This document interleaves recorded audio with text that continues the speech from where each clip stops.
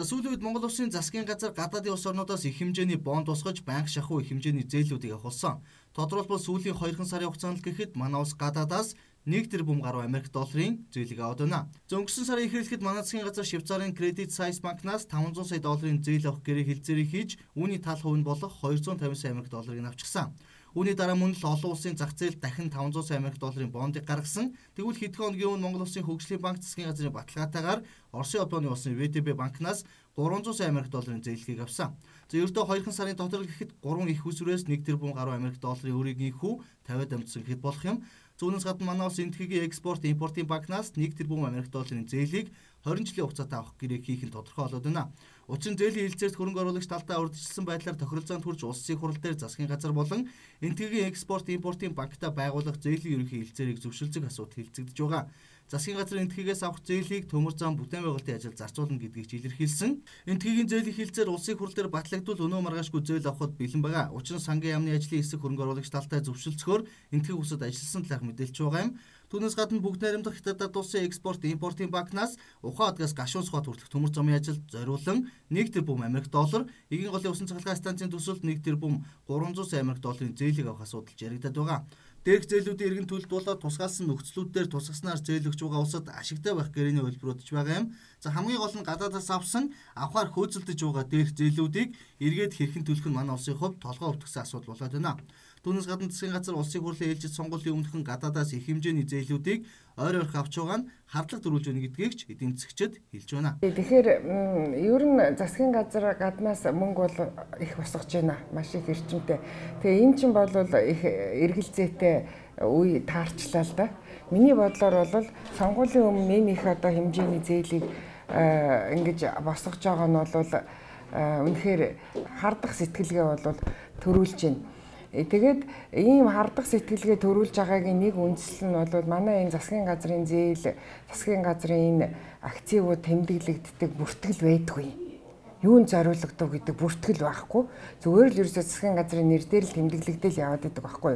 Тэгэхээр уг нь бол эднэрийн бүртгэл нь маш одоо тодорхой. Яг ямар дансанд хэдэн төгрөг оров, юунд зориулагдав гэдэг нь бол байж байх ёстой. Тэгэхээр манайх энэ олон улсын хэмжээний бүртгэл бол угаасаа хоцрогдсон байхгүй. Тэгэл зүгээр л нэг нэлээсэн тоол яваад идэг л да. Тэгэхээр энэ одоо бол хуулийн цорхон шүү дээ. 2015 оны эцэст засгийн газрын нийт гадаад өр 3.6 тэрбум Америк доллар, за Монгол улсын нийт гадаад өрийн үлдэгдэл 21.6 тэрбум Америк долларт хүрснийг эдийн засгийн бодлого, өрсөлдөх чадрын судалгааны төвс гаргажээ. Эдийн засгийн нөхцөл байдал хүндхэн байгаа энэ засгийн газраас ойр ойрхон их хэмжээний зээл тусламжуудыг авч өр зээлийн хэмжээг нэмж байгаа нь манай улсын өрийг улам бүр нэмэгдүүлж цаашлаад өрийн хар нөхөнд унгах нөхцөлийг бүрдүүлсээр байгаа гэхэд болно.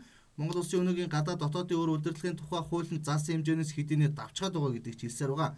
Нөгөөдгөр ирэх 2017 оноос эхлэн төлөгдөх хүчтэй бондуудын үндсэн зээлийн иргэн төлөлт дээр нэмж өр зээлүүдийг тавьсаар байгаа нь эдийн засгийн оновчгүй өнөө маргааш аргацаасан буруу шийдвэр гэдэг нь ойлгомжтой маа. Орлого бүтээх ёстой энэ зээлээр.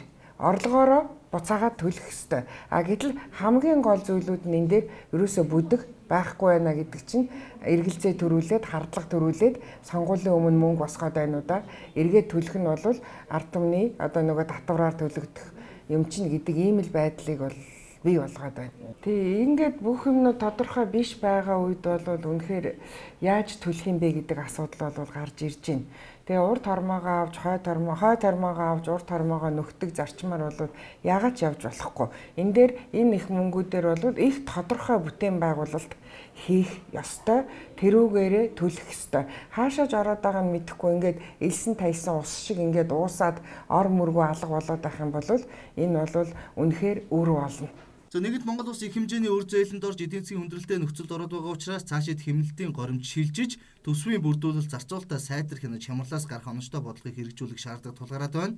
Ямар ч эдийн засгийн хүндрэлээс гарах гарц бодлогыг яралтай боловсруулж зөв зүйтэй халахын хийх үүрэг засгийн газар болоод бодлого боловсруулж байгаа албан тушаалтнуудын нуруунд дээр хүн дээр үүрдэх нь ойлгомжтой. Улс орны ирээдүйн эдийн засгийн нөхцөл байдал ирэх жилүүдэд улаан бүр хүндрэх төлөвтэй байгаа энэ цаг үед эдийн засгийн хамгийн оновчтой бодлогыг явуулж хямралыг даван туулах, өрийн ачааллыг дахин нэмэхгүй байх нь чухал гэдгийг мэрэгчлэнүүд онцолж байна.